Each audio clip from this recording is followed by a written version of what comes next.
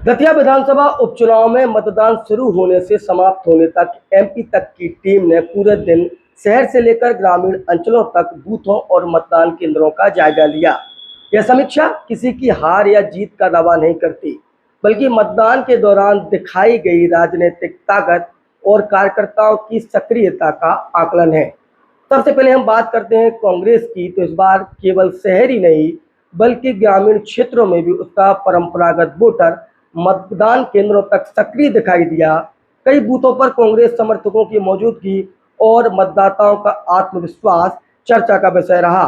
कांग्रेस प्रत्याशी घनश्याम सिंह की सरल व्यवहार और विनम्र छवि भी मतदाताओं के बीच चर्चा का विषय रही।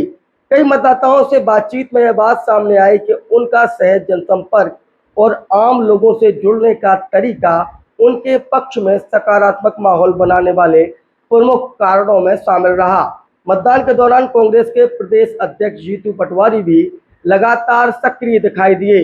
उन्होंने दतिया जिले के आसपास के बॉर्डरों से अपनी तस्वीरें साझा कर कार्यकर्ताओं का उत्साह बढ़ाया और मतदान के अंतिम क्षण तक संगठन को सक्रिय बनाए रखने का संदेश दिया।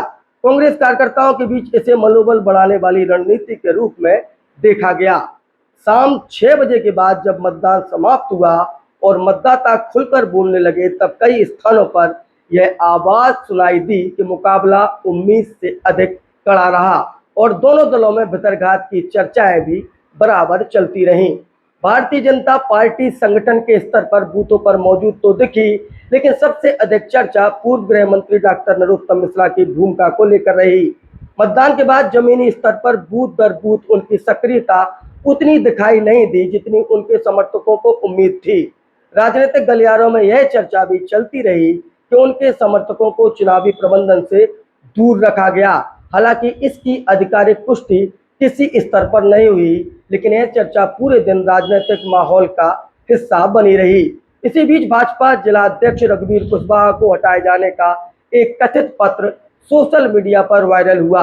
बाद में इसे फर्जी बताते हुए स्थिति स्पष्ट की गई, लेकिन मतदान वाले दिन इस वायरल पत्र ने राजनीतिक चर्चाओं को और हवा देने का काम किया। बूथ मैनेजमेंट की बात करें तो भाजपा का पारंपरिक संगठनात्मक मॉडल इस बार पूरी ताकत से दिखाई नहीं दिया।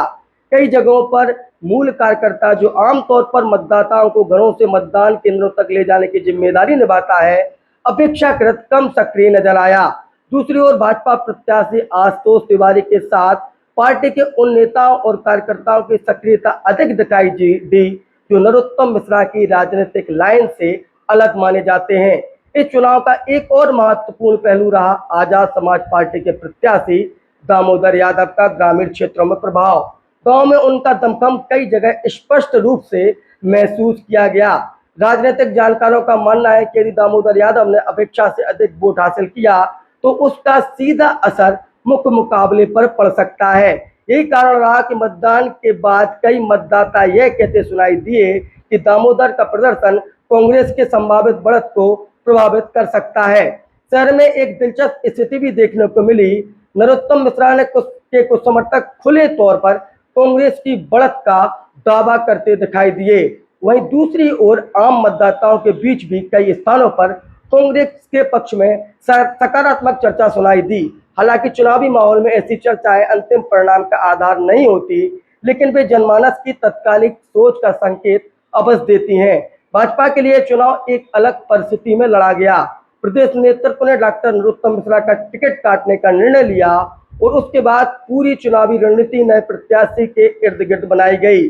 ऐसे में संगठन के सामने चुनौती केवल विपक्ष से नहीं बल्कि अपने परंपरागत वोट बैंक और कार्यकर्ताओं को एकजुट बनाए रखने की भी थी। मतदान के बाद राजनीतिक हलकों में एक और दावा चर्चा में रहा। कुछ समर्थकों का कहना था कि लगभग 17,000 वोटों को प्रभावित करने जैसी गतिविधि हुई। हालांकि इस दावे की स्वतंत्र पुष्टि नहीं है और इसके समर्थन में कोई सार्वजनिक प्रमाण भी सामने नहीं आया है। दूसरी ओर कई राजनीतिक विश्लेषकों का मानना था कि चुनावी माहौल में इस तरह की चर्चाएं अक्सर वास्तविक प्रभाव से अधिक होती हैं। यदि इनमें किसी स्तर पर सच्चाई रही तो मुकाबला बेहद करीबी माना जा सकता है।